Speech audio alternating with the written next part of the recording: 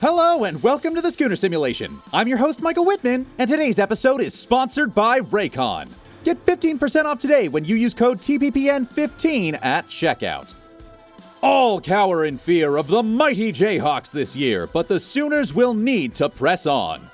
Today we'll be analyzing Kansas versus Oklahoma in college football revamped using the updated rosters courtesy of the Operation Sports Forum. Be sure to check the description for links to all our resources.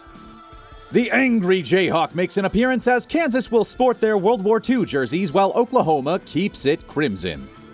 11 a.m. in Norman will be a humid, breezy place to be as the Schooner Weather Composite predicts sunny and 75 with a 20-mile-an-hour wind and upwards of 60% humidity. With Jalen Daniels' health still questionable and Dylan Gabriel looking promising as of this recording, we will be simming the Heisman hopeful and the Bean Man under center for the Jayhawks and number 8 for the Sooners. Jason Bean is up first, and the Sooner offense starts fairly sturdy, with Gray, Barnes, and Gabriel finding yards on the ground the Jayhawks seem more than willing to give up. The passing game is still a point of severe pain, but having the option keeps Kansas on their heels enough for us to find the end zone a healthy amount of times.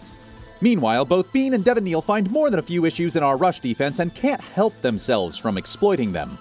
Flippant coverage leads to random gains that save Kansas from getting to fourth down, but OU does take advantage of any holes they find to make Bean's life more difficult.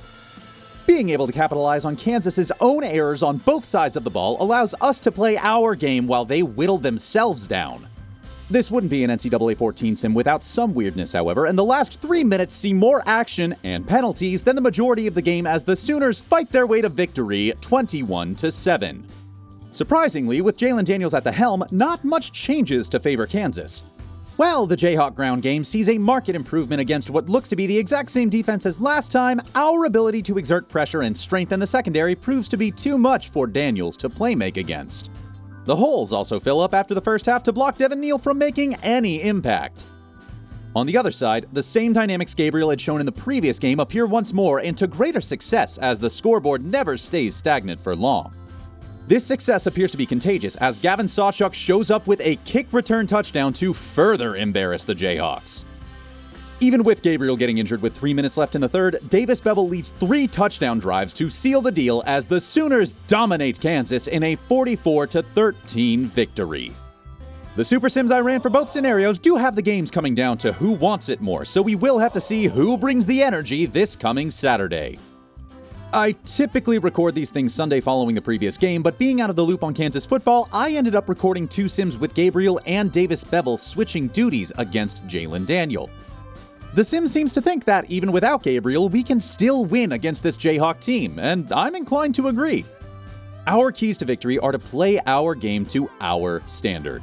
Every other team Kansas has come across seemed to play down because it's Kansas, and got beaten because this is not the same Kansas we've played in previous years. This is a home game after all, so if we come out and simply play to our standard like this was any other team, I think we'll find enough success to come out on top. Maybe not by 20 plus points, but with how the season has been going, a win's a win.